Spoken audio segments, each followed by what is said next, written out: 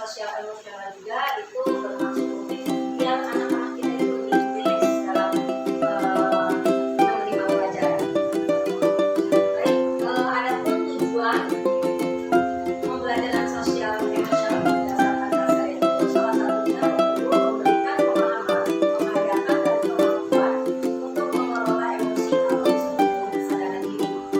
Nah, kesadaran diri ini juga bisa dilakukan oleh kita ketika kita memberikan SPG. Jadi nanti di FAQ Bapak Ibu nanti pemberian SPG itu harus disematkan di dalam FAQ itu. Jadi kalau dulu SPG itu terkesan tidak penting ya, tapi kalau sekarang itu SPG itu sangat penting karena untuk kesadaran diri mereka supaya mereka juga siap, supaya emosinya juga mereka stabil seperti itu. Lalu menetapkan dan mencapai tujuan positif atau manajemen diri. Yang ketiga, merasakan dan menunjukkan empati kepada orang lain dalam bentuk kesadaran sosial. Lalu poin yang selanjutnya, membangun dan mempertahankan hubungan yang positif atau keterampilan relasi. Ini saya sebutkan contoh-contohnya dari tujuan SDG. Lalu yang selanjutnya, membuat keputusan yang bertanggung jawab. Nah, adapun pencapaian pembelajaran sosial emosional itu agar meningkatkan perilaku positif. Jadi yang tadinya anak-anak itu tidak berkeinginan untuk belajar, mungkin dari rumahnya mereka sudah mempunyai masalah, maka di sekolah kita berusaha untuk menghadirkan jiwa raga mereka itu bukan ada di sekolah, bukan ada di rumah, gitu kan? Karena beberapa siswa kita memang latar belakangnya tidak semuanya berangkat dari keluarga yang harmonis ya. Itu makanya di sini pentingnya pembelajaran sosial emosional tersebut. Lalu juga bisa menurunkan perilaku negatif. Tentu saja ketika perilaku positif itu meningkat, insya Allah perilaku negatif pun akan menurun seperti itu. Lalu juga bisa menghasilkan penurunan tingkat stres.